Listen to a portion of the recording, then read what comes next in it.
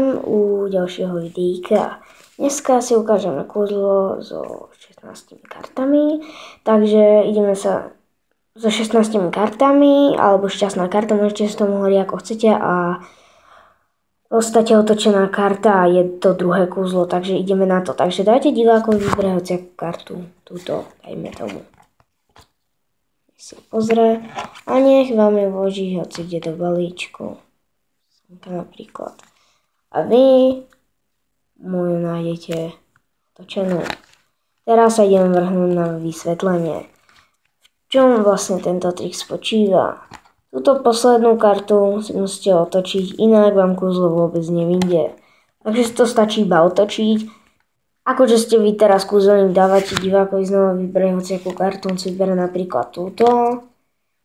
A zatiaľ máte takto balík a vy ho musíte otočiť. A vlastne táto karta ho úplne zmetie a vlastne vám pomôže ju sám otočiť. Dáte mu vybrať a nájdete mu ju. Tak, ideme na druhé kúzlo. Hneď som naspäť. Tak som naspäť a teraz ideme urobiť kúzlo s 16 kartami alebo šťastná karta. Toto kúzlo je už trošičku no, ťažšie, ale iba o malilinko. Takže čo budete vlastne robiť? Divákovi môžete takú kvopku dáko zamiešať, mne to je úplne jedno. Hej, dajme tomu. Ja, keďže točím, tak si musí zapamätať spodnú kartu. Je to srdcový. Či listový. Listová karta. Otočíte balíček, ale divák vám tú kartu nesmie ukázať a budete robiť stále iba... Počkať. Trošku otočím kameru.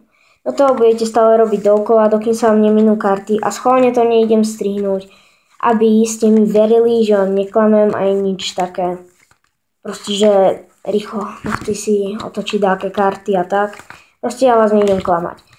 Tak, aj tak, keby ste to robili v realite, tak isto by sa nedal stopnúť čas, že dovtedy by ste dali za ucho divákovi kartu a také.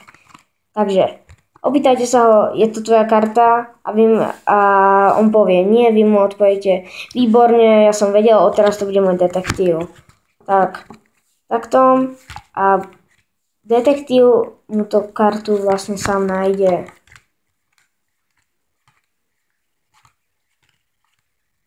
Tento balíček kariet už nebudeme potrebovať.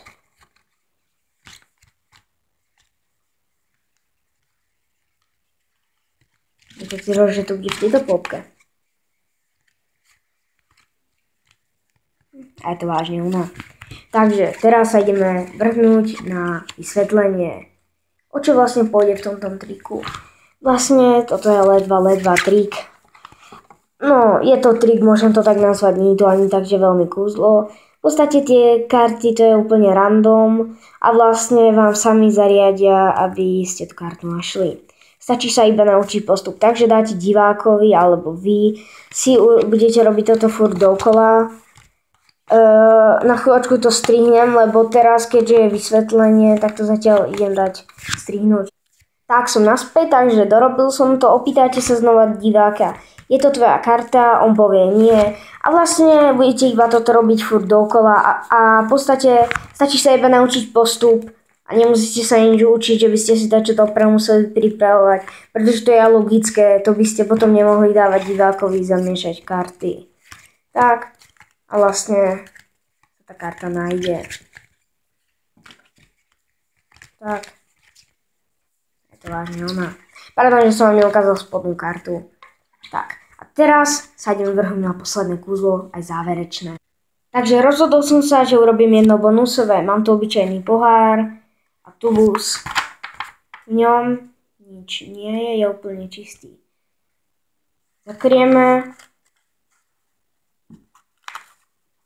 Minca nám zmizla, dáme naspäť a minca je znova tu. Je to veľmi jednoduché kúzlo a videl som na internete, že toto kúzlo vedia urobiť aj dokonca, že 3-ročné dieťa. Čiže sakra málo. Takže v tubu sú vážne ženy. O čo ide? Urobte si to radšej lepidlom, pretože ide vlastne o toto. Ja som si to zalepil, takže trošku to vyzerá, že by po tom papieri boli tie blbosti. Môžete si tam dať červenú, bielú farbu, to je jedno.